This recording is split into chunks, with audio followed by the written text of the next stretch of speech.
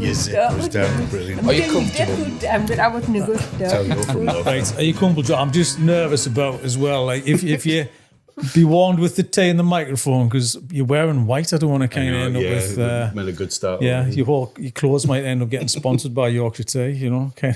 That might go viral. Yeah, might go viral. Yeah, That's true. I think Joe's used to viral moments. Yeah. So yeah. Are we okay, Lottie? Are we on? Yeah. I just want to check the focus on it as well because it makes us nervous. Just on Joe and Steve, calm. Isn't it really nice to be back here? It feels like ages since we've It does. Yeah, It feels like a long time. We've just been having a good conversation. I'm like, we're going to have to leave it because I need to talk. Stop it. We do it all the time. Podcast. All What right. we should start to do, we shouldn't meet before the podcast. We should just arrive. Just arrive. Yeah, the guests turn up first. Because we always around the corner. Yeah. Yeah. They're here. Yeah, that's they the thing. just come You tend to burn out conversations, but it's because I'm so fascinated about what you do. We've had Joe on Storyland before, so we've gone on a deep dive about your story, and I found it such a fascinating, engaging conversation.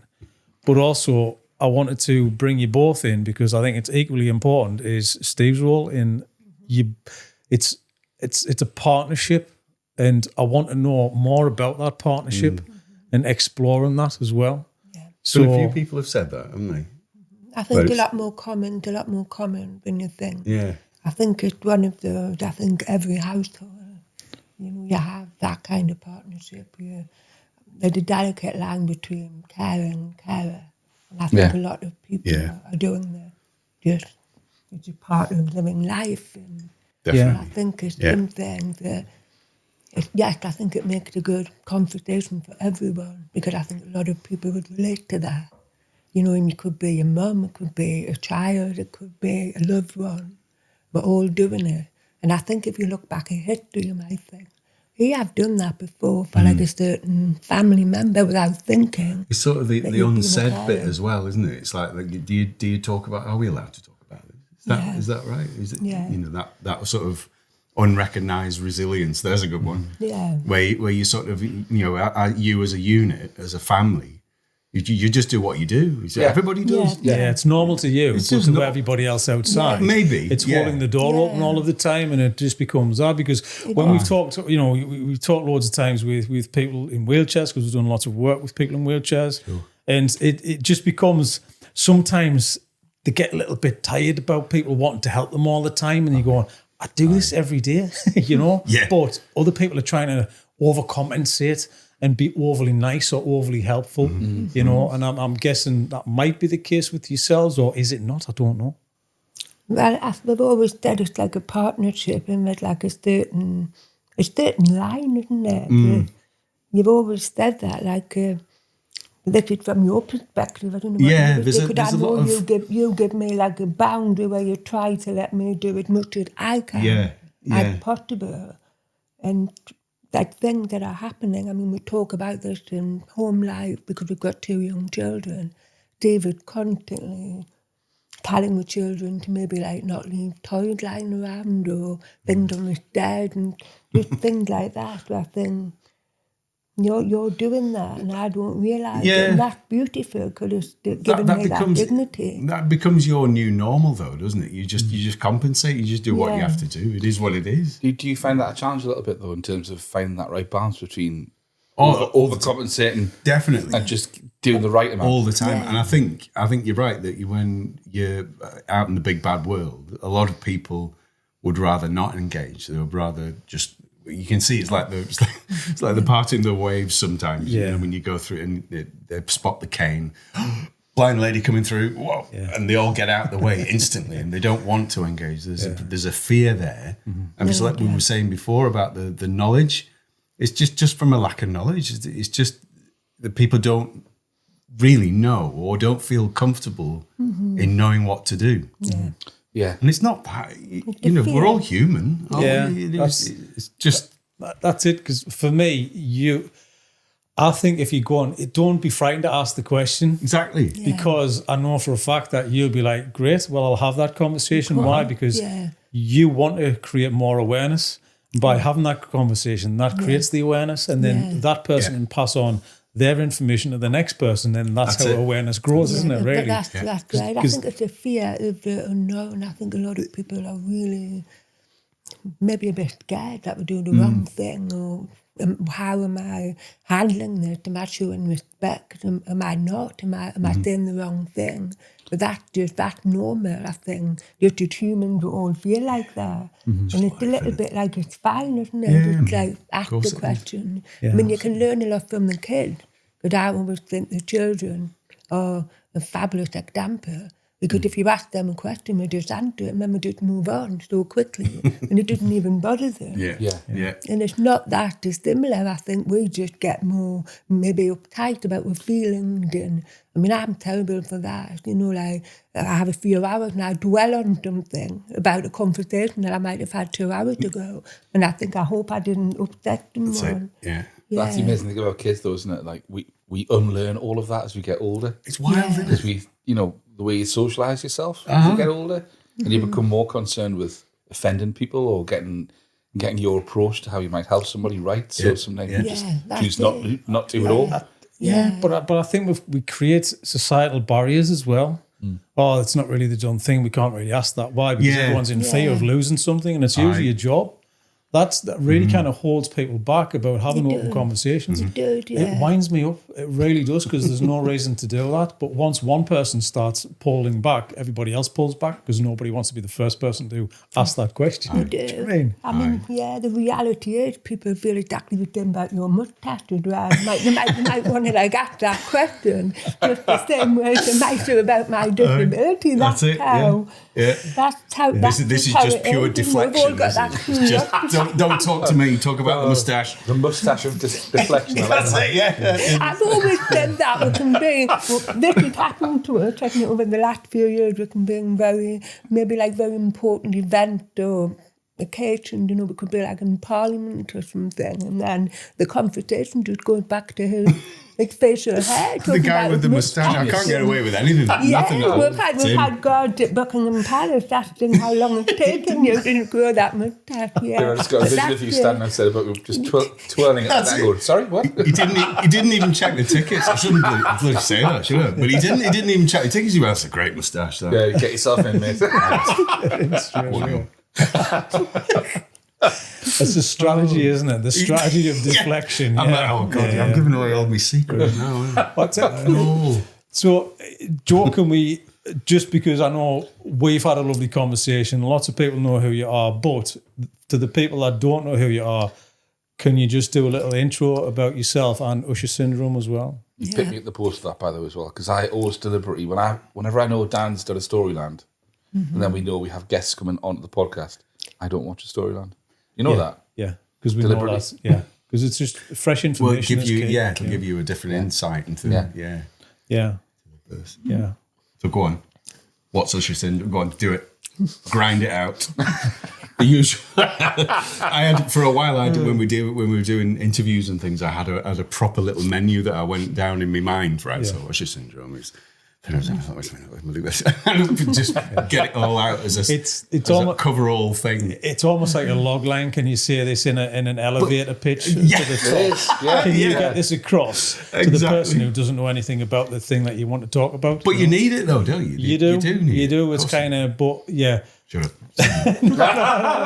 No, so yeah. The story, Joe.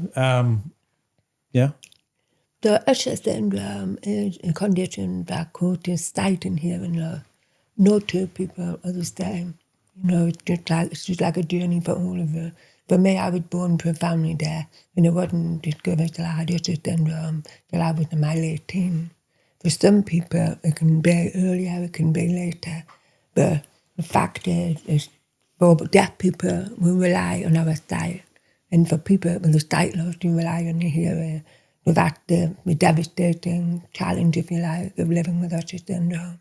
It's also the leading cause of combined hearing sight loss with deaf blindness. And its effect over half. There's 40,000 people in the UK, I think, isn't it? I've forgotten all the numbers now. After bragging about what we were saying. There's over 500,000 people with a dual sensory loss. I'm talking about two different things. So I'm talking about deaf blindness and I'm talking about autism syndrome. Sorry, I should have kept that a bit more simple. But it's just that nearly 500,000 people in the UK live with combined hearing and sight loss. And the numbers are rising with the aging population as well. So it's quite normal. Like you might have grandparents that have a sight and hearing loss, but whether it's what we're talking about before, it's like a fear of the unknown. Yeah. A lot of people are still quite uncomfortable around sensory loss because they don't quite know what to do. And in reality, it's the most, I would say, incredible group of individuals. I think if you've had a loss of something, it makes you more determined to maybe to take every ounce of life. So we've spoke about this. I think sight loss, it makes you appreciate sight and things around us, and it's the same for like your hearing as well. And just we've had conversations around music, around nature, and just all something. I think this is something that I'm realising with my story, because my story is about sight and hearing loss. It's making people maybe just talk about their own experiences of what it would be like to not hear or not see certain things that are so precious in our lives. Yeah. Yours has been a bit different as well, though, isn't it? Because you had your implants, your cochlear implants, when you were nearly 40 years old. So you had a lifetime of profound deafness, and then you've got to catch up. You suddenly have all of this hearing to discover, and yet your sight's gradually disappearing. So it's like a weird sort of seesaw thing. Where, how do I make sense of this? It's like new information. Gaining one, losing another. It's a weird one. Yeah, it's like the other one filled in the blank. That kind of thing, and that's what's given me a much better quality of life now, because it shows you the one thing can compensate for like another. So for an example, I've got two very small children. I can hear their footsteps before I can see them coming to a room now. And this is how I'm learning to juggle the senses around to, like I said, fill in the blank. And that wasn't the case, was it? So you'd probably be able to see them before you could hear them before. Yeah. And now it's flipping. Yeah. It's kind of changing, isn't it? Yeah. But how I see it, like a very small tunnel. I've only got 5% vision. I can't see my fingers now, but I can when it's like that. But I can see perfectly in that circle. So then I would see the children when they get like in my view of style. Yeah. Because we covered a lot on Storyland, and there's certain things stood out for me. One was the viral story as well, and turning that on. But hearing everything for the first time, the overwhelming sensation of hearing everything just turn on. Yeah. And we had a discussion about that. Yeah. And I want to just revisit that, especially for Chris to kind of... certain things stand out for me, and I'm like, you're hearing. And you said to me, you said... Dan, I thought birds all sounded the same.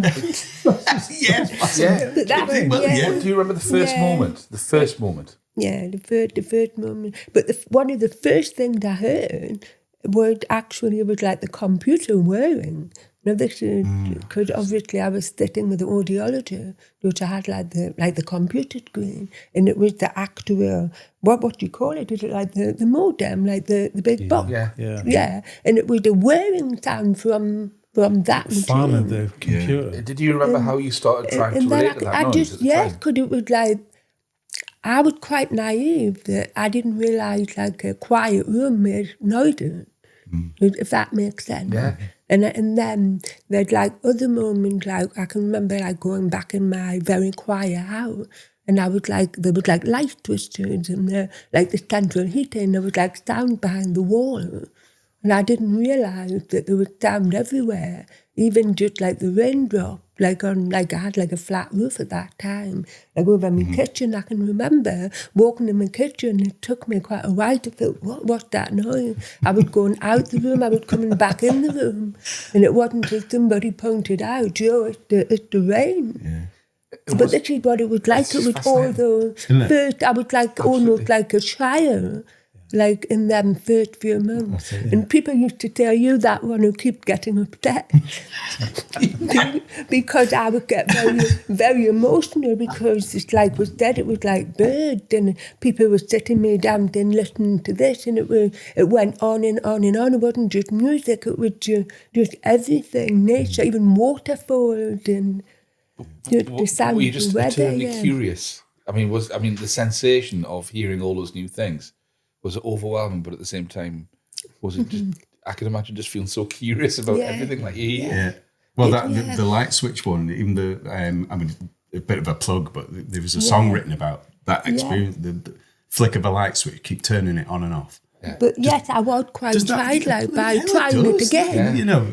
And then I would do things more than once. So if somebody was to be watching me, what I would do in private, it would probably quite like amusing, turning my tap on and back on again. But I think people probably don't realise the reality of that, of what it's like. I mean, cochlear implant with Usher syndrome, it is recommended in the first few years of life because you have a lifetime to get used to that. And obviously children, it's like development, learning, all of that. But for me, I was all grown up and I was having all these like new sounds and it was a very childlike experience of it all, When he said you were diagnosed late teens, did you say?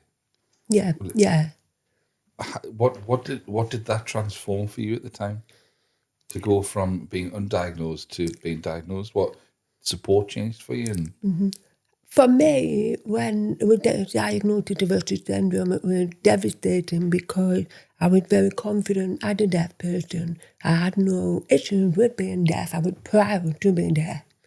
And it's like I said before, it's like deaf people who are losing their sight. That's what's devastating because we use our eyes for everything.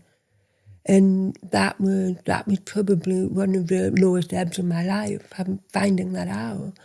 And then obviously you start to live life differently. You try to make the best of things. And this is when, a decade later, I eventually did have the cochlear implant.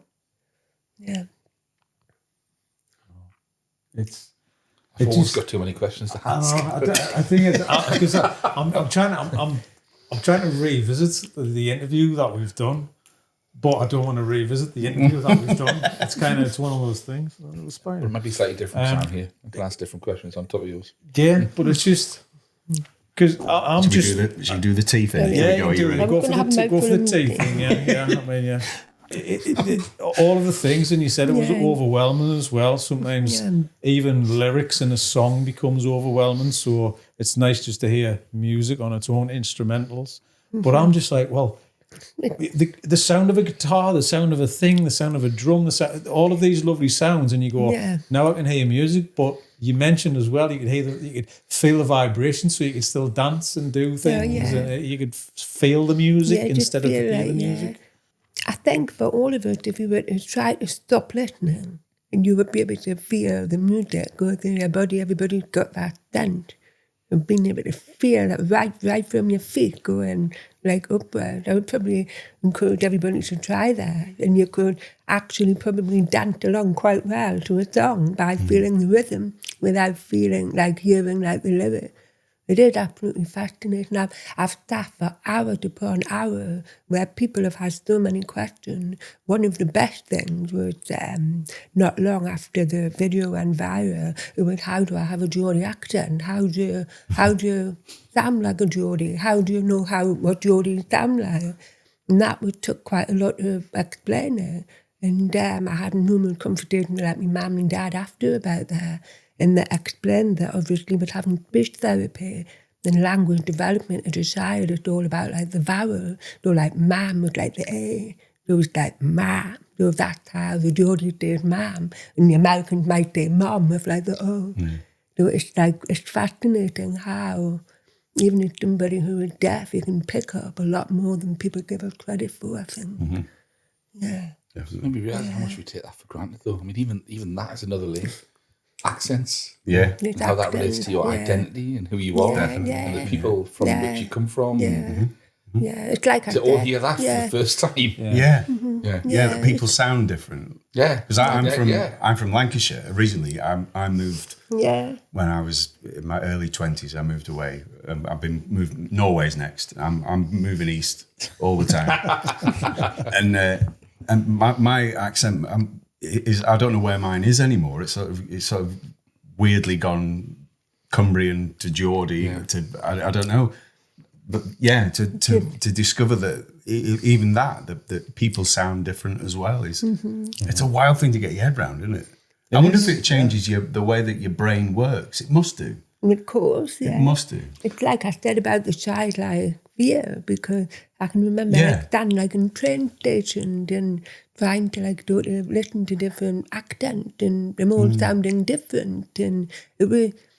Because it's like the world around you, it's like if no two people sound the same. Even like within my family and within the Geordies that I know will all sound different. Well, I suppose that's the difference. I mean, that's what makes it really interesting, because if you're a child and a baby, you're gradually over the course of time processing and understanding the world around you, whether that's conscious or subconscious. To have the sort of noise just turned on when you've already had lived experience in a life, then all of a sudden you're asking yourself to interpret the world in a different way. There's even the element of the first person you heard speaking to you was a Geordie. My brain would think, well, that's what everybody sounds like. Exactly. When you speak to somebody else, think, hold on a minute, that's not right. You don't sound like that. But that's exactly it. That's exactly it. Yeah. It's fascinating. It really is. Yeah. And when did you guys meet? Oh, good grief! When did we meet? We kind of forget these sort of things. It's weird. So that's a good question. Well, apparently we met. I was there was about 2 years after the video went viral, and you have, because I can always remember meeting Steve's mum, who became my mother-in-law, and always told me that story. I can always remember, like, when you were crying in your tartan trousers, and you called them the Rupert Bear trousers. And even you can remember watching that. Yeah, I do. I remember I was just come off night shift, and I was sat in my uniform in the kitchen, crying into me cornflakes, and watching this woman. Incredible. I mean, it is, isn't it? It's just, for whatever reason, it's so visceral, isn't it, when you watch it? And I never thought anything of it. Obviously, I just, oh, bless her. The shaky fingers, that was what got me. when the lady, what was her name? The audiologist lady? Louise, when she was saying, Wednesday, oh, I'm sorry. And I thought, that was me finished. Done. Yeah, exactly. So that was a couple of years, wasn't it? And then I was helping a friend of mine move house, and we went into the Vic on the Fell in Low Fell and for a pint. One of the local pubs, And I walked down the steps, and there you were. Oh, there you are! No, that was serendipity from that moment you see in the video. I never thought it was very much an eyes across the room. It certainly was. Yeah. I didn't recognise you as that person, but. Yeah, so obviously, talking for a while. My goodness, it's you. Yeah, with the Rupert Bear trousers. Wow. Is that what you were wearing, Rupert the Bear trousers? Explain, because I've got a few fashion stories. Have you? You came off night shift in Rupert the Bear trousers. That's right. Yeah. You can't leave that alone, can you? I think we're giving that age away. I think we're giving that age away. Was it a Rupert the Bear themed job? Was it? It was a paramedic, so there were even more questions to be answered there. Okay. I thought you were going to say you've been on tour playing Rupert the Bear or something like that. I was just associated with Scottish and tartan, being shortbread or something. Yeah. The viral moments, because I know this was recorded in front of the world the first time. Was that correct? Am I right in saying that? But just the actual Facebook video that went viral, it was like 12 million views in a few days, and it just got picked up by the world media, and it's a thing that followed. But I wasn't on social media at the time. You wouldn't believe it. At the time, it was just like a personal Facebook, and it was just obviously friends and family were like waiting for the actress Christian, and was shared like a post, and it just went from there. Oh, so you didn't expect it at all to pick up like that. So you just recorded it just to go, so people can see this and it's a moment to capture? Was it just one of those? Just one of them things. But there was like an interesting story behind it, because in the month that I was waiting for the switch on, because you have this surgery, and then but you have like a few weeks of recuperation before the switch on. And people were coming together with like, suggest this song, because they were just chanting, I might be able to hear music.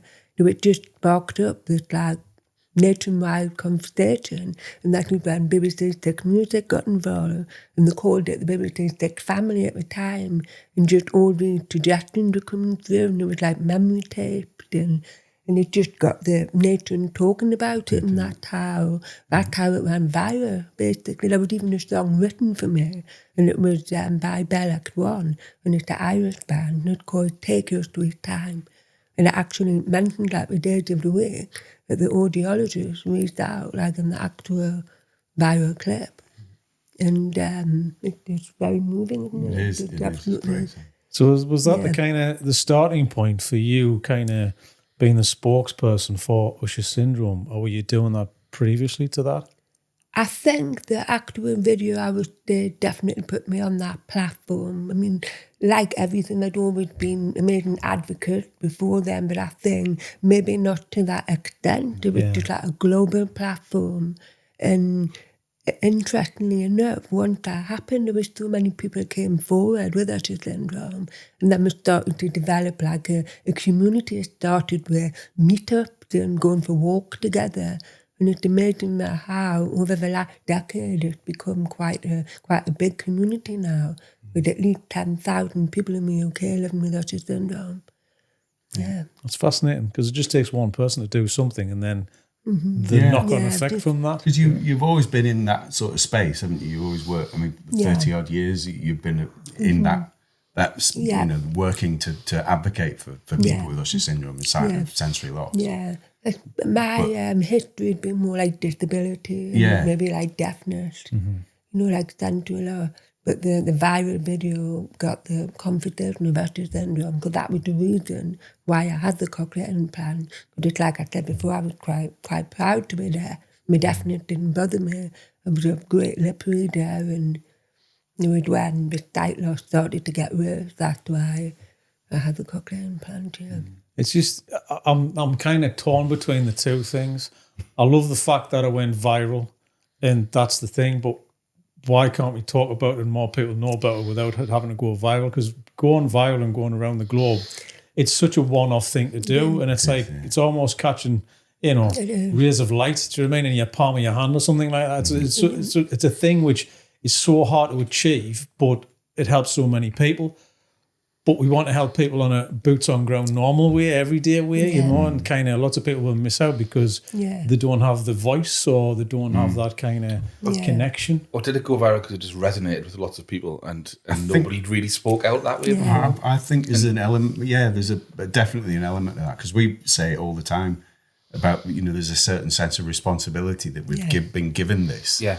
Because, you know, you just, sometimes you just do need that spark of luck just to reach above everybody else, which is it's just a fact, isn't it? You know, like you say, it is a shame because we should be more, you know, more free, be more free to say these things. And people should want to know. You know, how do they not? You know, how have we got to a point where people don't really want to know about this stuff, and they're just bothered about instant gratification from things on TikTok or whatever the heck it is now? You know, why isn't there a deeper level? And maybe it is coming back. That people are wanting to know a bit more about real things. You know, things that are the human connection. That can change humanity. Maybe you just need that little bit of luck to get yourself up there.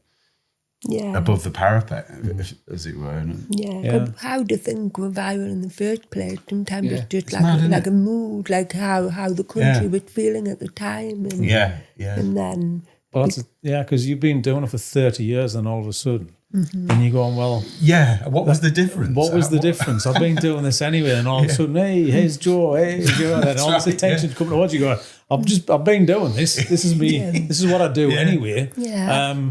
It's just, It's just a shame. Yeah, it that is has a to, shame. It is a shame, yeah. But it's good. I have witnessed and in direction.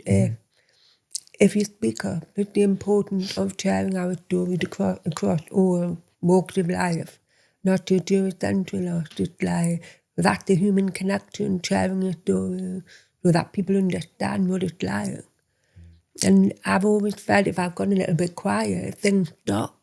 People, the awareness is not getting out there with me. Yeah. So it's like instead, it's like I do feel a certain responsibility to not stop doing this because change is happening. It's happening all over. I've noticed that even just in the last 6 months, a year, charities that represent maybe sight and hearing loss or including those with the Eurocentric law, it's becoming more inclusive. I think we're getting our voices heard. Like I said, it's not just me, there's several amazing advocates, but it's like somebody starts that and you create like a movement, maybe empowering people to share their stories too.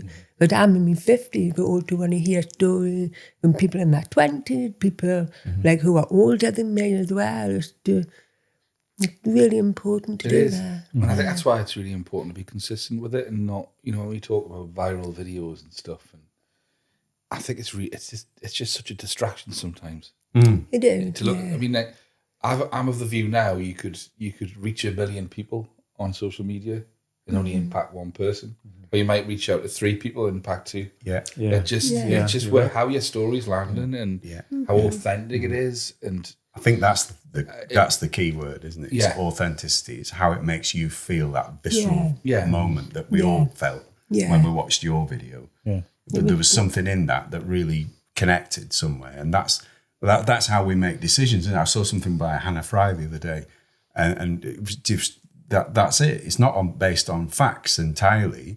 It's based on how you feel. It's how those facts make you feel. So you kind of you take a few steps back, and you rely on your upbringing and your bank of knowledge that to make an informed decision, and that's why you feel compelled to go like or love or care or whatever you need to do on whatever platform you're looking at. Yeah, absolutely. Because a massive part of everything is your empathy always kept coming up. And that was something that kind of went above everything else. Maybe that's it. Maybe that's it. Yeah, you've got to have that. The main thing, I think, is it's the thread of life, I think. If you want to have a good life and you want to have a meaningful life, I think empathy just comes first. And if you have that, then there wouldn't be a thing like about putting people in boxes and it's just we're all the same. Even what I'm talking about, central law, it's there. It touches all of us. This disability, like what we were talking about, caring and carers and every single household, like across the world. It's not just the UK or the North East. There'll be somebody that you care for. And by having that empathy and that understanding, so that they can live their lives as inclusive as possible, that you can make possible, I think that's just everything. I think it's why it changed with people. I mean, we talked to Paul Mort about this, and it's quite. I'm coming from a similar that when he had shared that story about suicide. I think that combination of empathy and vulnerability, when you're able to just stand in front of people and tell them the truth. It really hits home. It does hit home, but do you have to get to the cliff edge before anyone listens? Do you know what I mean? Does it have to become that extreme? Why does it have to be that way, you know? Because that worked for him, but it might not work for other people who do that. Someone might be at the end and going, right, I need to I need some help, and you're reaching out. That's the reason why you do these things. Should I do that? I mean, he sat on that clip for years, and then he puts it out, and then you get as much hate as you do love for it.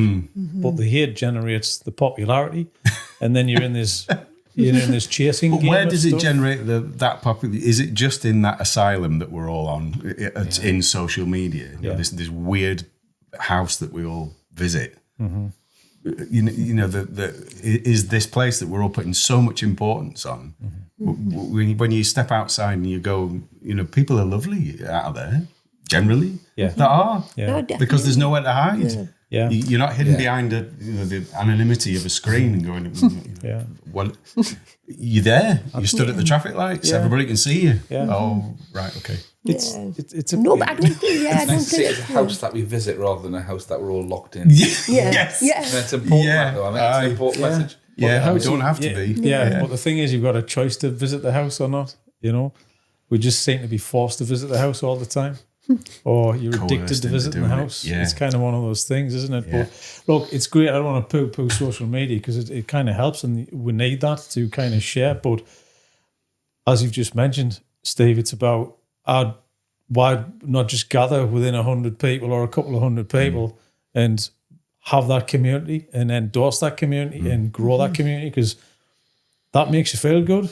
We have conversations all the time. I met yourselves a month ago or something like that, and I'm pleased I met you. And if I didn't ask, then you wouldn't meet, and then you wouldn't have a thing, and then you wouldn't have a conversation, and then we wouldn't know each other, and then you wouldn't be here again, then we wouldn't have it's just that. There's an importance of that connection, that one-on-one connection, face-to-face. You cannot cheat that, and that's not going to go away. I really don't think so. No. Yeah, very true, yeah. That's a human connection, isn't it? That's humanity again, isn't it? It's the empathy, it's the humanity. It's what we're all after. Can I also talk about another thing, which I know you mentioned a lot in the Storyland, and you're trying to advocate, is the stripe around the cane. I learned something that day. So can you please explain the stripe around the cane, which is sitting underneath the couch here? Because that's something that blew my mind as well. Yeah, the red stripe on a mobility cane, or the red and white checkered harness of a guide dog, dignified of a youth that also had a hearing loss or they are deaf. And it's quite astonishing how many people don't realise that. And I meet people daily, and I'm constantly spreading that message, and there's not many people know what it is and what it means. So the difference it would make if somebody knew that, because we have your challenger. And we were just talking to somebody recently about that the other day. And thank you for just telling me that, because the person within the disability space to start with. And it was like, I never knew that. How did I not know about this? And I cannot believe how it's quite, it's like almost like you could take the cameras up and down like a busy shopping street. And I would love to do that kind of survey and say, do you know what this means? And I can bet that not many people know what it means. Why don't we know, though? I mean, this frustrates me, right? Because you look at education now, right? And, I've often, so my niece is partially deaf. I haven't really quite understood why we don't learn things like sign language at school. Like, all about Spanish, GCSE, right? Yes. Why have we been doing that for decades?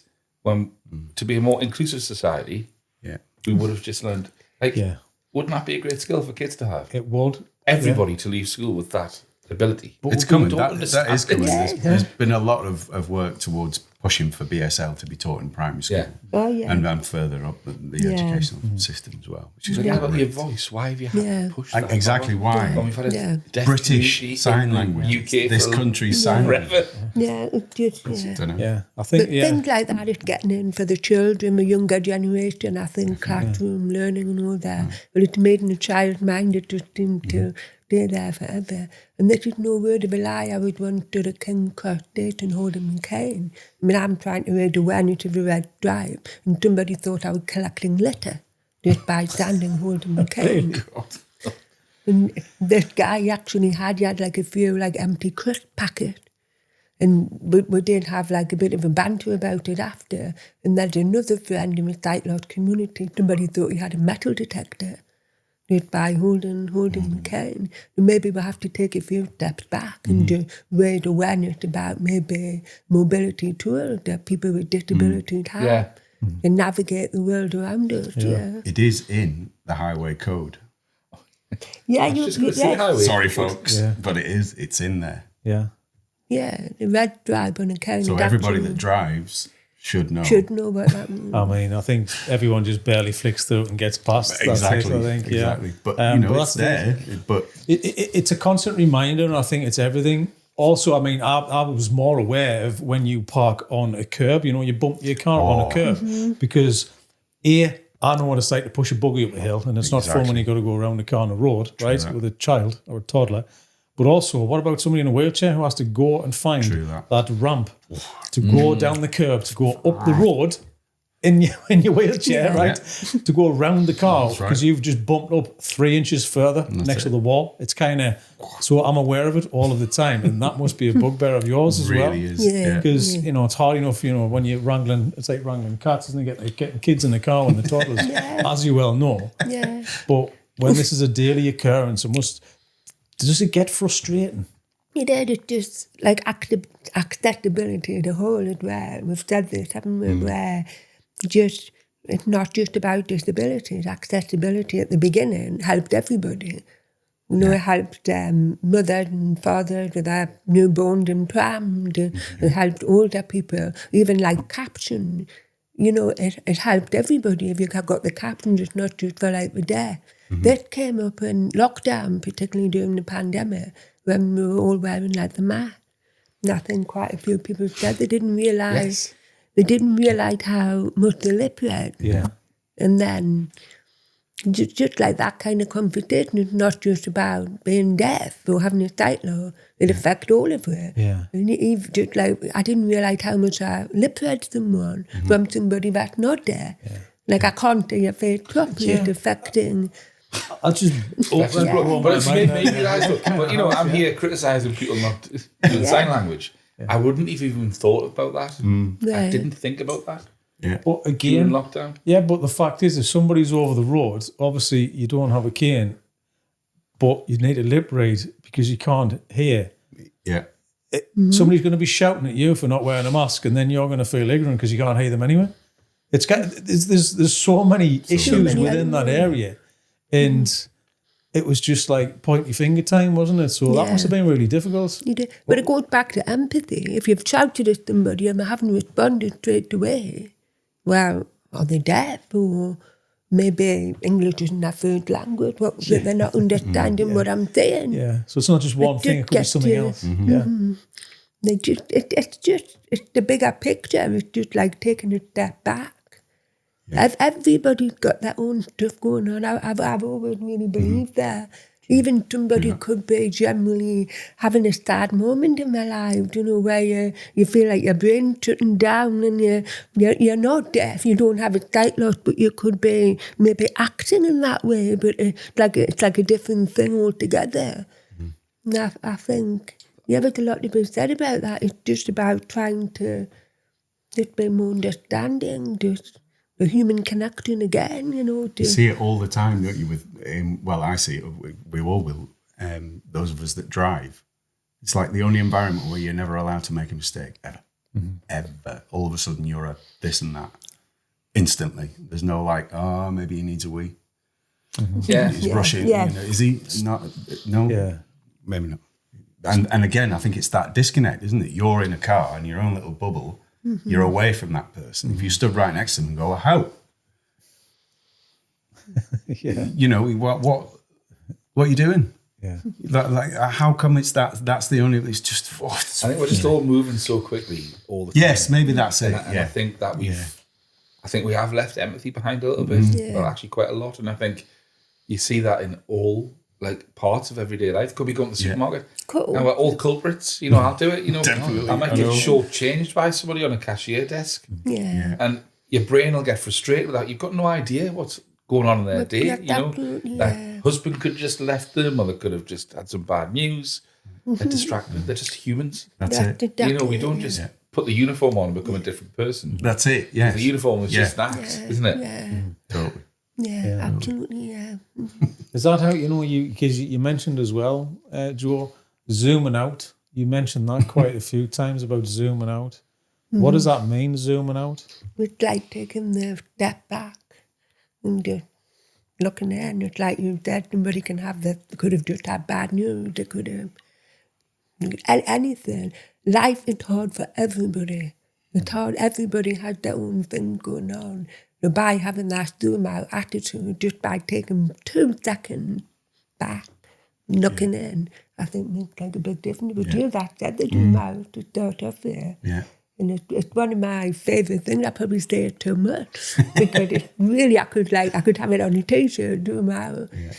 But yeah, it's just, It came it's from... so simple, simple. Yeah, it came from a stand-up comedian, Pete Holmes, Right. in America. And he does this thing, and it's about trying to make sense of life and trying to understand where we're all from and what the heck are we doing. And he says, and he gives all these examples about it. And at the very end of this little bit, he says, "Zoom out, people. Zoom out. We're on a little space rock floating through the universe, man. You're crying in the shower. Hang on, zoom out. There's bigger things going on." And bloody hell, man. And it was such a core feeling from him, even though it's a comedy show. But you find a lot of things like this are come from those spaces, don't they? Where people are trying to make sense of it. Yeah, because I think you look through things, you philosophize, you analyze, you do all of that. Can you break things down into like a human traits and human nature? Again, so you're trying to do all of that down to the way it makes you feel. So you're breaking everything down. Right, I've got this Lego pieces. Yeah. Right, and now I'll put it back together. Now you know how it's made. So that's what comedians, I think, do. Sure. With life, everyday, occurrences. And then they can make a joke about it because we all laugh because we go, yeah, I know exactly what you mean. That's exactly it. And then you have engaged people with the thing that you've thought about, which everyone else has thought about, just nobody's said it before. That's it. I think that's the beauty of comedians. If you can, search it up because it's hilarious. It's so brilliant. But you're completely right. If you zoomed out and zoomed out again, it's like when astronauts go to space and then look down and go, guys, what we're doing. What on earth are we doing in that beautiful place? We're not good at that as humans. So we always it's the worst muscle that we strengthen is that we like to think that we're altruistic and we're looking at our family, but ultimately we're all really, really concerned with our own significance. We are. But actually, the best thing to do is is to remind ourselves of our insignificance, and sometimes that's quite an empowering thing. It really is. To step back. It is. I was just going to say I've never really found. I'm going to explain this again. I've just thought of something there, but for people that don't have a sight and hearing loss, like yourself, I probably have a better understanding of how busy your life must be because you're constantly hearing, you're constantly seeing. And maybe that is like, that's why life's so busy for you guys. And for me, I can take a few steps back too. Because if I'm getting ready to start my day, my cochlear implant are like the last thing that goes on. So you can imagine that placed on the bed or like on a dresser. So I'm ready to face the world, and then it's almost like a deep breath where it's like, right, I'm ready to face the world. And then I go, and then sometimes I say to the kid, Mommy's here. And then you can see them coming back because I'm ready to face the world. Yeah. So, but you guys would have had to deal with that. Well, it wouldn't have stopped, would it? You don't have the that's really interesting. That is really interesting. There's no reason, is there? No, but I hope you don't mind me saying this because I do struggle with that. I struggle with noise, and I struggle whether it's my phone, or just peripheral noise. All the time. That kind of thing. And it's that busyness. Mm-hmm. Yeah. I don't know if you've ever seen that. You've seen that film, Wings of Desire. It's an old film from years ago called Wings of Desire, right? And it's about an angel, right? That gives up his immortality, so to be human again. Wim Wenders, right? Classic, brilliant. Yes. Mm-hmm. But the opening scene is all they do all day is hear everybody. Yeah. I think it happens on Bruce Almighty. Oh, well, you know. Do you know when he gets all the post-it notes? Yeah. Right. It's when you know the answer. Yeah. Let's take it down a level. Right. But like that idea that all you can hear all the time is people's wants and their asks and their needs and their hopes or their sadness or their grief. Mm-hmm. And I, on an evening now, I mean, you know this because we shared a room together in Italy last year when we went away. I got these silicon things. Yeah, tune out. Because I have to do it. And my partner hates it because I block out everything and I have to do that. Because it's kind of like, I've closed the shop. Yeah. So we have closed the shop. That's it. I'll see you tomorrow. I'll see you tomorrow. It's what you need around your neck. It It's is. what you need. Like, When the it shop goes. closed. Shop. That's good. I like that. Yeah, to that. I got excited there. I'm still very interrupting because I knew about to talk about that. Oh, I've just had Interrupt, a, please. I just wanted to share that like a because it was. thought. Yeah, it's a good way of looking at it because if you have full starting hearing, you have no way out, do you? You have no way out. Yeah. I'm trying to look at it from your point of view as well, how life just not being able to stop, and I can. I mean, nobody had a better night's sleep than me because I take my ears out before I go to sleep. And I wake up when I'm ready. If I don't have the alarm on, I wake up when my body is ready to wake up. It's quite interesting, having a night's sleep, waking up naturally without a sound waking you up. Yeah, Yeah. Oh, you made us feel Like guilty now, positive, you know. yeah. He's kind of. Why? The fact is, because we're all very different, and We are, Joe, yeah. I don't kind of turn off.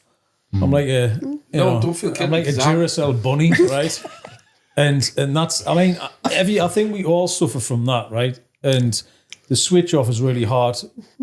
For me, it's like running out of time, keep going. Yeah. So for me, I'm battling against time, but I'm battling against myself. But that exterior, that goes out to other people, and then I'm involving other people into my way of living and my energy and my kind of expectation of life. Yeah. Because my expectations never ever met. Mine keeps going and going and going. Yeah, You know? So that's a hard Don't kind I of know, thing. guys? This is what I mean. So then, Why your knees have worn out? Constantly trying to keep up. Hey, man. no putting you getting a knee up this year. But then, so then, my brain's thinking on a different level of where Chris is, because he might just be waking up and then all of a sudden I've been up for 2 hours and then he's got like a barrage of like things we need to be doing. Do you know what I mean? So I'm like, but I'm operating differently to him, and I'm like, but I need to get these things done, and I'm just kind of expelling them out of my brain because I need to put them down as a list of. Now I'm happy because they're off me kind of chest. It's we're all very selfish in a way, but I always say selfish is not a bad word. It's not. Because you have to be, because of the greater good you're trying to achieve, and I just hope people understand what that is. Yeah. You know, so as long as it's not attacking a person, it's all in good intent, but sometimes that's exhausting as well. Course, So You have to look after yourself first as well. So that could be identified as being selfish. Maybe the word selfish is probably an outdated word now. Yeah. And you could call it self-love, self-care now. I think it is rather self-care. than selfish. I think there's a difference between And it goes back to partnerships as well. I think when you tell some, you might be talking about what you might think are bad things, they're not, because it can balance quite well with your partner. Like you might be more that way, the person can be the other way. And that even how we work together, like I would like to think that about everybody. You have your good thing, your bad thing, put them together, and you try to make them work the best you can.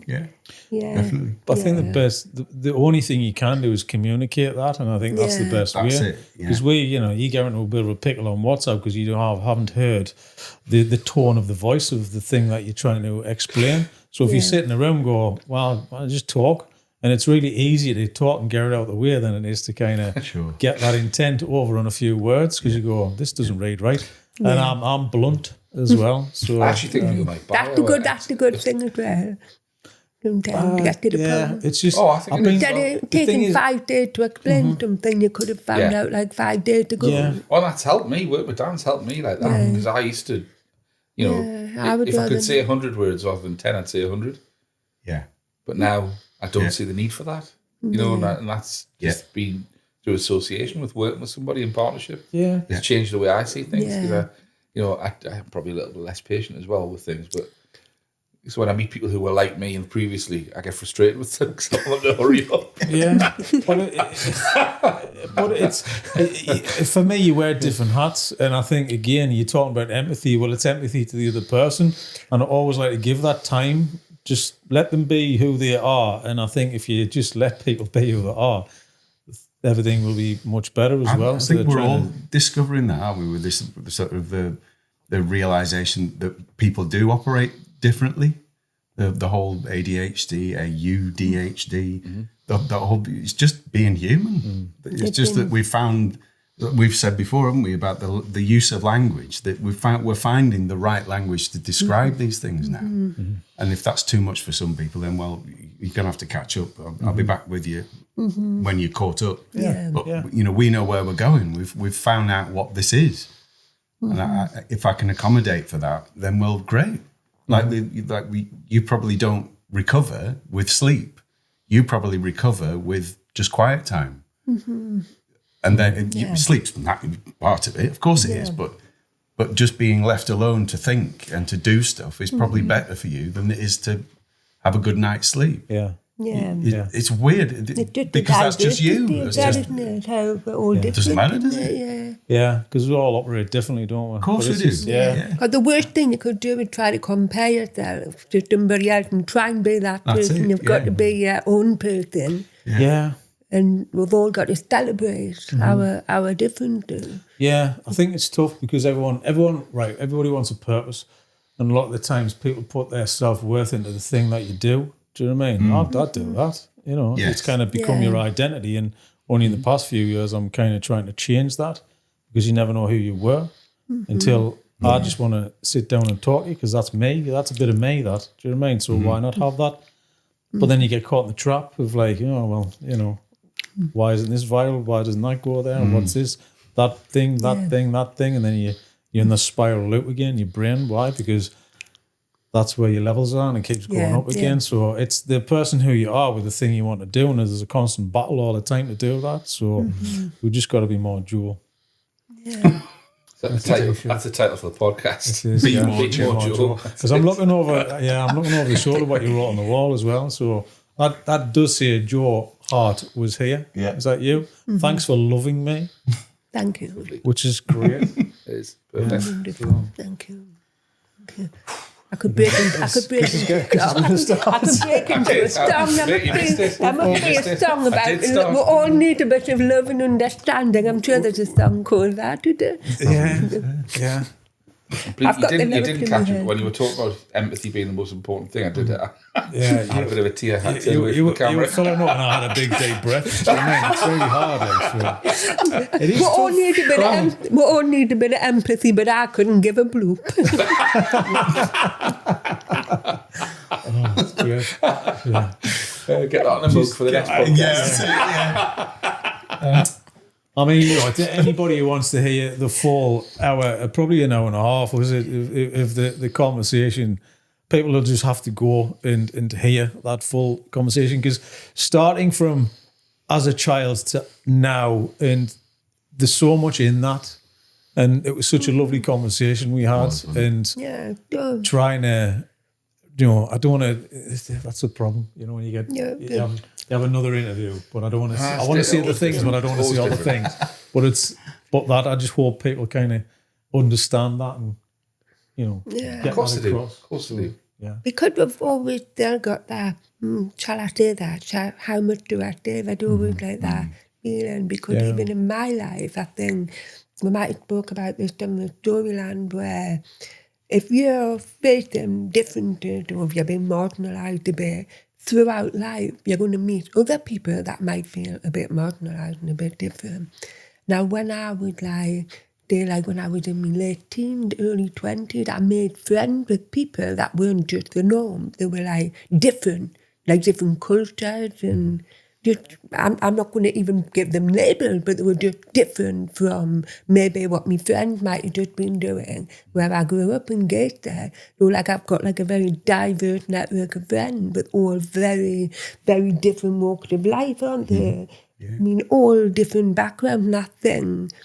By that gives you that empathy. And it helps me tap into different people's worlds. So it's not about me, it's about all of us. We all have our challenges, we all have our, because the world can be quite cruel for a lot of people. that are all in different, challenging, misrepresented, all that kind of stuff, yeah. The communication thing is interesting because, yesterday I did an interview with a lady called Padma at Sangini, and she's from the Bangladeshi community, and she started this group sort of 25 years ago. And she gave us an example of, they had an event where there was different people from many different backgrounds, and some couldn't speak full English. They had an interpreter, and the interpreter had to go. And they were like, oh, what we're going to do without the interpreter? Anyway, the interpreter left, right? And she said it was probably one of the most kind of connecting moments that they were like, we realised we didn't really need the interpreter because we all got on and communicated without language around the table, creating artwork and understanding and expressing and all that kind of stuff. I just thought that was absolutely fascinating. Yeah. And they realised that. More uncommon than that.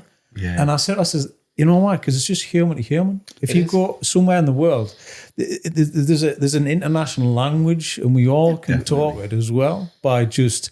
It could be expression. It could be sort of. I don't know. It's like the international language is football and sports. And food as well, because food's a big thing, and we like to talk about food, which we'll come on to. So it's just that.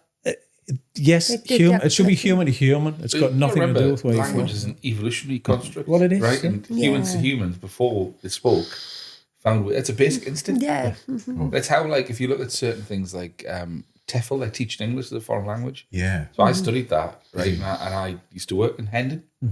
The whole premise of that is it's learning language through experience. It's not through tutoring and textbooks. It's about connection and actually removing some of the tools to almost force people to work out ways to interpret what they're trying to communicate. I think people will lean in and they will help the fellow human out because they can say, well, you need help with that. I know how to do that, you don't, and then you can help me with something I don't know how to do. And you can do that without even speaking, you know? So that fascinates me as well. Because when you really break it down, like you're saying, if you zoom out and if you turn things off, then you're in that situation. Similar thing, but different. So, I tell you my biggest achievement with TEFL in my life.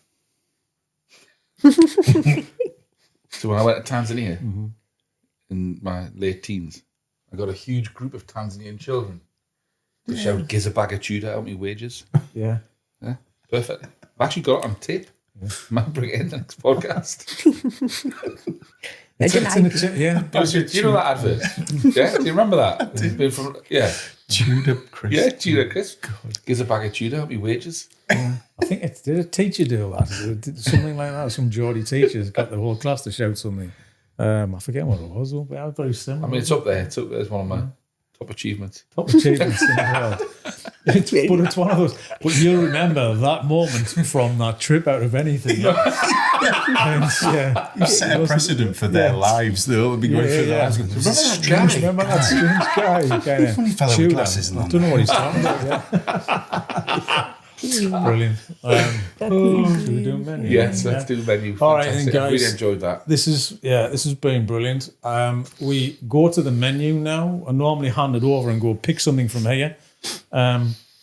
We try to simplify it, but everybody gets confused all of the time. So I'll tell you what. I'm going to hand this over. Pick something from there. It's. I always have to intervene and say, just think of them as conversational topics. Yeah, might help if you just don't put your glasses on. See what happens. Right, top three. So we've got to pick a top three out of the menu. So if you say top three, we know what the question is. So we'll choose what top three will be. So the kind of mystery questions sometimes. So top three. Okay. So I might run to the first pint. Right. Okay. First pint. Right. First pint. Right. So let's go top three. Right. So Joe, the top three sounds. See, we're always in tune, right? Well, that's a good one. The top three sounds that you first heard. The top three. What's your favourite top three sounds that you heard for the first time? I'm going to say laughter. Laughter. Not like that deep belly laugh, like that. Yeah. Laughter. It took it back to being like a child with granddad, like I'm not going to do an impression of it now, but you get the gist, like that, where the statue would almost shake. Yeah, brilliant. But deep belly laughter. I cannot jump in on the laughter, because one of the best things is, say, my little girl, belly laughing, you can't control it. Yeah. Like you just fall on the floor And then and it you makes roll you them laugh. over. Yeah, and it makes you laugh because of the And then it enjoyment of gives seeing that- somebody else yeah, laugh. There's nothing better than the kids' laughter, is there? And it's So, just the kids' laughter when it just gets uncontrollable. That's it, yeah. The laughter on the top. There's no energy left to stand up, like you have to fall on the ground. Yeah. It's such a good thing, though, isn't it? Well, you And sometimes it get almost cramp starts in your getting all cheeks. nasal, starts getting like nasal and definitely laughter. Brilliant. What's number And- 2 then? And then I would say probably like waterfall. When I was talking about like the rain, something very calming. Very, very calming about that, like the waterfall. And then the third one would probably be, for me, it was probably like the violin when the first time I heard that. Also, I've heard a lot more music instruments then, but there's something I would one day like this, where like the violin they're playing, and then that stayed with me because it's one of the first memories, so therefore I always have that goosebumps and head on me, standing up with it down the violin, yeah. Yeah, because usually music invokes a memory, doesn't it? It's sort of that, and it takes you back. And I think that's why we love music so much, because it can change your mood, can't it, by putting a different music track on. Just going back to the water, the ocean. The ocean, the waves crashing. Why is that? Because I remember very you go relaxed. to the beach with your kids for the first time. They'll just stand and watch the sea. And I'll do the same. There's something like, it's almost like it's in a trance-like state, watching the ocean and the expansive, sound. isn't it? It is, isn't it? Maybe it's the zoom out thing, because it's so big. Isn't it? Yeah. You can't see the end of it. Because it's natural, it's a natural wonder. Yeah, because you're trying to see beyond the planet. You couldn't change Exactly. it. Yeah. there's something about that, and like hearing That is the about ocean for human the condition first as well, because everybody across the world Yeah, who live in coastal Yeah. communities refer to the same thing. True that. but it's like Looking out to sea. but it's like seeing a sunset or a sunrise. It never gets boring, right? No. Never. Saying that. But people will go and sit and spend an hour watching it when they go on holiday. But it's still there if you can go to see them and watch it as well. That's right, You know what I mean? You can. Now and again you can. Yeah. When it raises its head. But it's kind of, why don't you just do it here? That's it. Yeah. mean, Once a why do month, we need just a- take yourself off and do it. Why do we need an excuse to go? That's right. Oh, we'll all sit and watch. Oh, it was fantastic. Well, you can do this on Monday when you get home. Do you know what I mean? I just, why don't we just do the things here on the doorstep that we True do that we feel so special in a different country? Oh, absolutely. Yeah. Sunrise and sunsets in the northeast. I mean, the solstice thing last week, the beach was full of people. I'm like, yeah, great. And then Tuesday and Thursday. But I see the wild swimmers, they do it all the time and they love it every day. And I'm like, yeah, just do that, you know? Good for them. Yeah, it's not better in another country. You know, it's kind of keep doing it. Keep doing it. Yeah, it's not like beer tastes better on holiday. Yeah, that's kind of, yeah. But even like, for an example, like watching the wave, and then I'm hearing it, and then all of a sudden it's still carrying on, and it's getting a bit crashy, and I'm like, and then it's this bit that I can't see. So it's like the bigger picture, I can't see that, but there might be some big rock that was dying. But the waves are carrying on and on and on, and there's like more sound coming.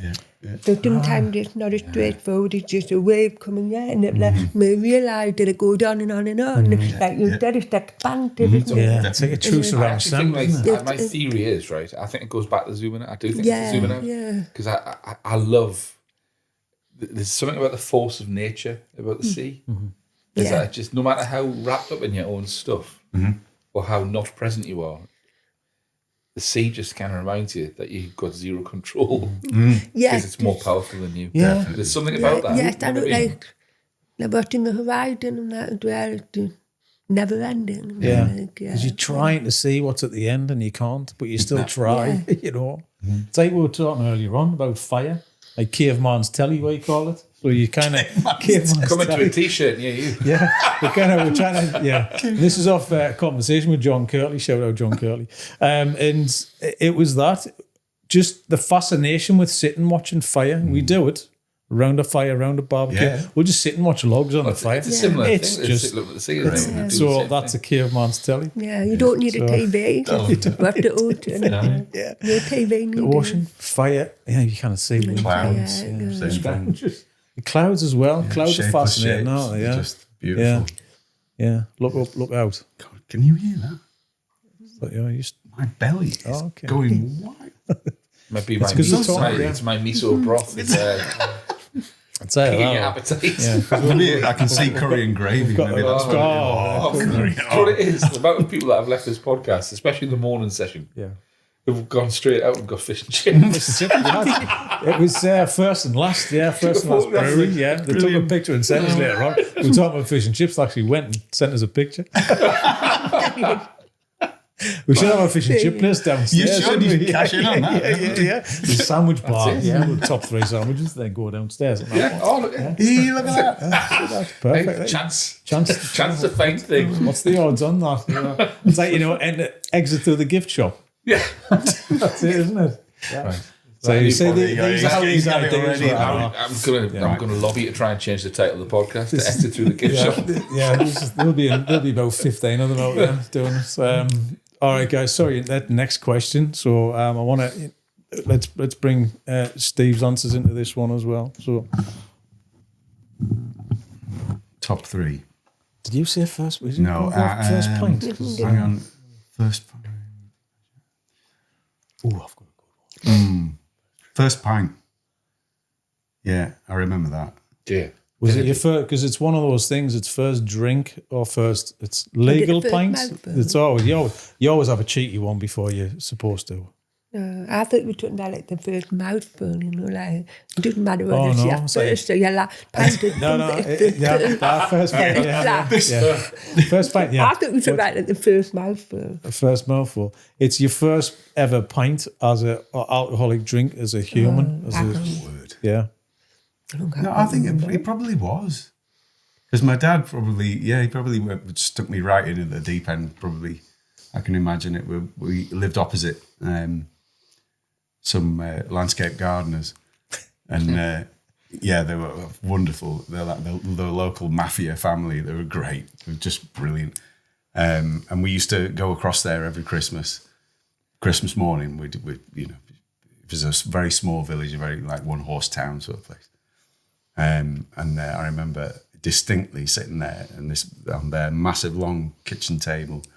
There was about 20 of us sat around it, and I had this pint put in front of me, or it felt like a pint, and it was Boddington's, proper pint of Boddington's. Straight in. With the flake on the but it was like that, Yeah, and I creamy remember sitting head, there. It was yeah. like I don't know, I must have been 9 or 10 or something like that. Ridiculous, absolutely ridiculous. You probably had the milk must. I probably did. This was made really trendy, wasn't it? By Melanie Sykes. Remember? That's exactly it. She did the advertising Yeah, she campaign. did. Yeah. And I think it had a creamy Yeah, moustache it did. as well. It did. Yeah.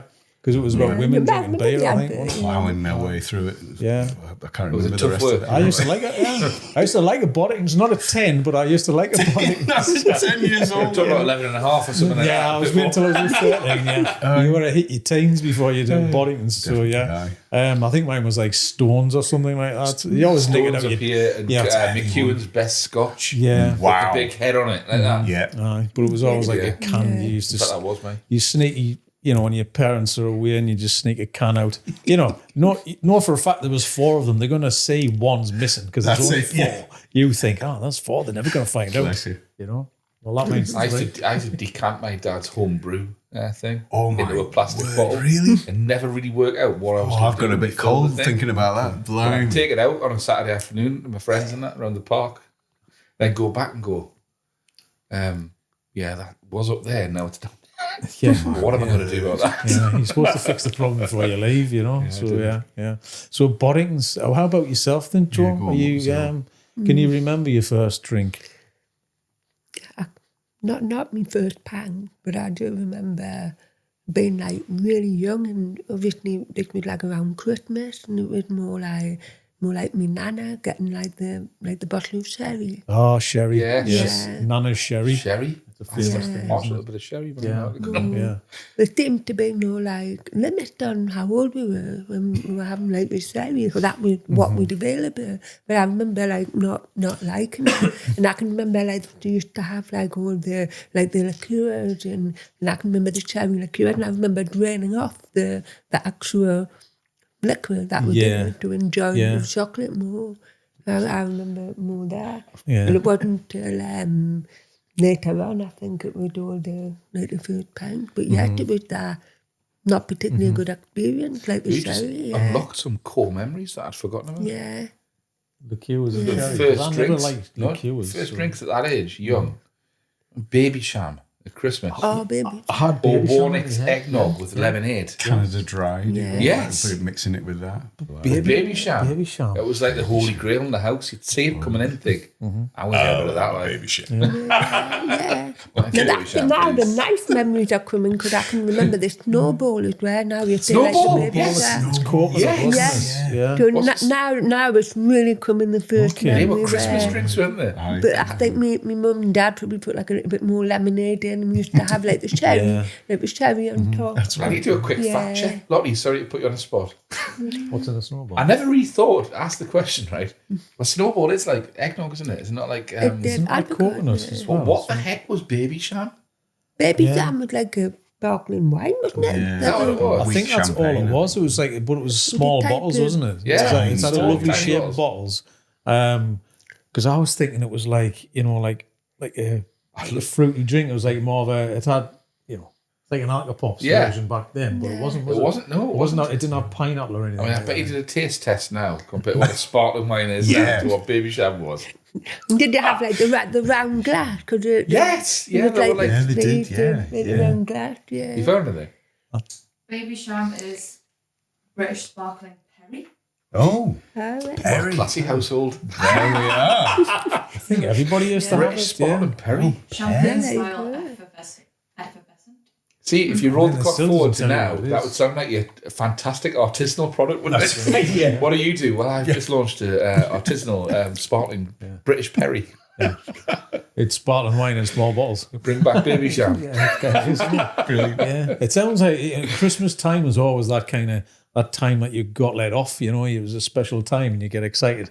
You might have a little bit of something that you would never normally have. Or you have during a the shandy and pretend you're normal drunk. Yeah, well, what you said it was that shandy was great because you always used to have cans of shandy when you were a kid, but it was fantastic, beer bottles and all that kind of stuff. So, but shandy, yeah, because we've mentioned it before. No kids drink shandy anymore, so we're trying to like bring back shandy. There's no greater thing than shandy ice lolly. Oh, it's brilliant. Yeah. Cider lolly. Yeah, cider lolly. Cider Oh. lolly. Oh, It's all of those lovely things. So yeah, just bang a bit of sugar in, kids love it. yeah. So yeah, You can get a on your way out on aisle 4. Is there a shop down there? And it was then, it was the Stop the days phrase. when we had the Newcastle breweries as well, because I can always remember my dad getting all the, like the can, there was like McEwen Glove, Yeah. and they were all like quite Geordie based, So like massive. beers, and I can always remember him like originally like New Year's Eve, and everybody used to come back from the pub, but it was all like McEwen, I can't remember the rest, but they were like a Newcastle brown ale, and but that was like before the days maybe, before like the European lager came in. yeah. Well, we were national. do We were like the- national. Or even the adverts were Scottish Newcastle were national adverts. That's for it, yeah. Beers made in the northeast. Except for the ruined the So world. bye Vladivostok, hello town and beer. Russia, Yeah. nice place. Shame about the beer. Ah, yeah, I remember. That was shit about the beer, right? The northeast advert. Yeah. That was all over the country. And then was it Carlin took over and just ruined the whole Yeah. thing, didn't it? It's like the only thing you can get in a pub. Let's go for another question. Did I hear Curry versus Grey? I know it's good one. So Right. what else are you thinking, Which guys? Let's go one more. One more. Like one more. Are we And then doing? we'll do the grand Are finale. we doing the sides or 7 minutes. What do you think? on. What do you think? round table? Round table about your ideal people. No, you. I don't know. don't know what round table- We've never gone Yeah, down like this, that. this road before. So You, yeah. you talk about sort of like perfect guests, who you'd Yeah. invite, Yeah. or who you wouldn't. Or you wouldn't? I mean, that's an even better question, isn't it? We'll do that in the Do you not outtakes. want there? Well, I think I think it's a lovely personal question because it's how you're thinking and your mindset as well. So round table, if you could invite like 4 people around the table who, you know, anybody in history, in your life, famous, who would it be? I mean, I would have somebody like Grayton Perry, I think, first. I think I would have. Interesting. I think I would find him very fascinating. Maybe somebody like Stephen Fry, I think. Yeah. That'll be a good conversation, though, because they're very open about talking as well. And they will talk about anything. Yeah. So I love that. Just like about life. Shops open. If shop's open. Somebody at the door. Security's gone off. That's the second time. I kept ruining podcasts for too long. But, shops open. Yeah. That's like the dinner bell's gone. So we've Stephen Fry, Grayson Perry. Yeah. And I think it's all about being authentic and being yourself and being allowed to have a respectful opinion, I would say. Just, I think if I was to choose off the top of my head, I think that would be quite fascinating. How about you? Too? You know, ideally like to have been able to talk to my great granddad on the dad's side.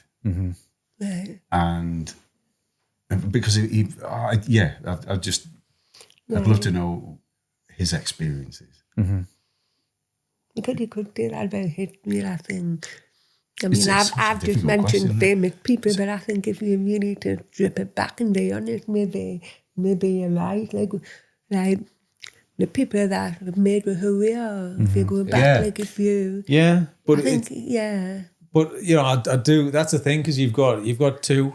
And then you could bring people from the past back as well to kind of add on. So I think it's great, like your great granddad, and then you've got Stephen Fry. So you got the present, and then you got the past. He was a real staunch military man. He was in the First World War, and he was battery sergeant major, like properly, you know, in that system. But he married into a really famous family of gypsies in the Preston area, the Cowells, and I just find that fascinating. Yeah. How did he meet? Yeah. How? Yeah.